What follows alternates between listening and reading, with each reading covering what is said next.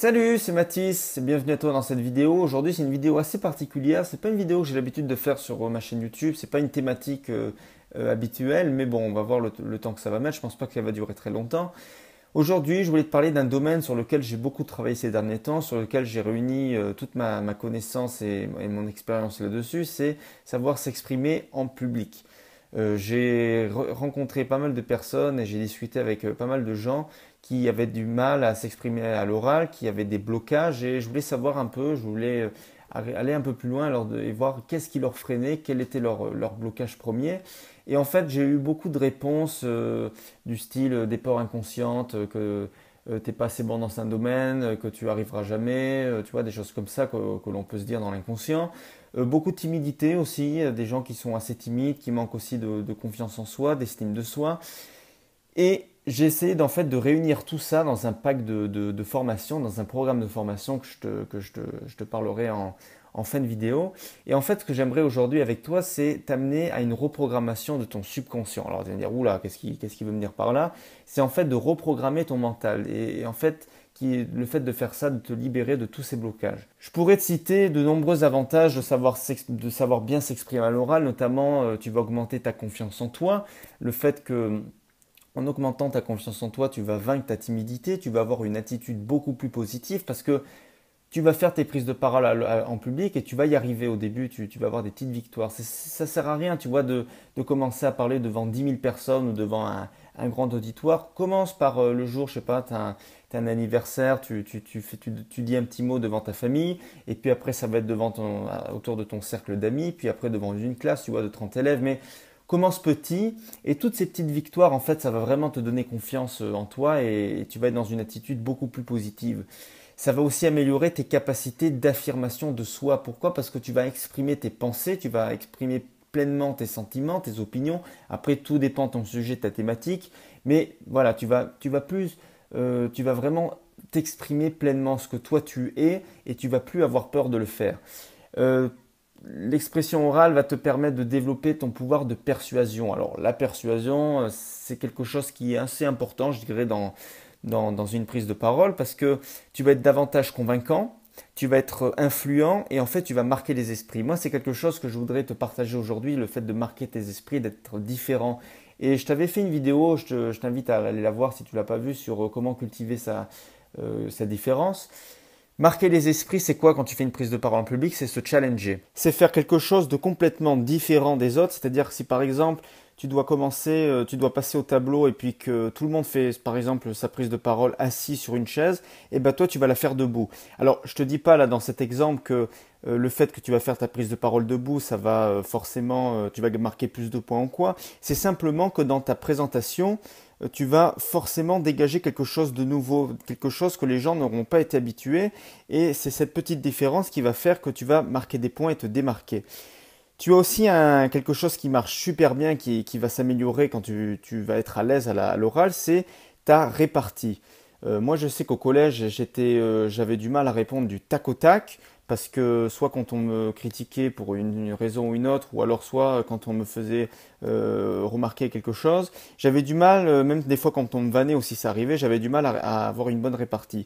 Et la répartie, c'est en lien direct avec l'improvisation, parce que quand tu parles à l'oral, tu vas en fait essayer de lire le moins possible tes notes. Et forcément, tu vas avoir des mots-clés, des choses comme ça, tu vas te noter juste des petits tirets qui vont faire que tu vas pas lire ton texte, tu vas pas lire tes phrases. Donc forcément, sur certains points, sur tes points que tu vas marquer sur ta feuille, tu vas être en constante improvisation et c'est toi-même qui vas parler. Tu vas aussi t'améliorer dans ta posture, tes gestes, parce que j'avais vu ce chiffre-là, de 50% de ta communication, c'est parler avec ton corps, parler avec tes mains, parler vraiment avec tes gestes. Et tu vas être davantage à l'aise à l'oral et tu vas te sentir plus à l'aise à l'oral quand tu vas commencer à utiliser ton corps pour ta présentation.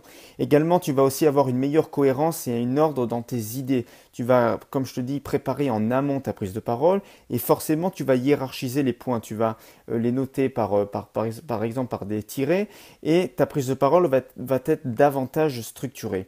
Et enfin, tu vas aussi améliorer ton énergie. Tu vas avoir une énergie positive. Tu vas augmenter ton charisme et ton leadership. Le leadership, je te en parlerai dans une autre vidéo. Et tu vas en fait être aussi enthousiaste. Tu vas avoir cette énergie. et les gens vont vouloir te suivre. Et c'est ça le leadership, c'est quand les gens, tu es en fait le modèle.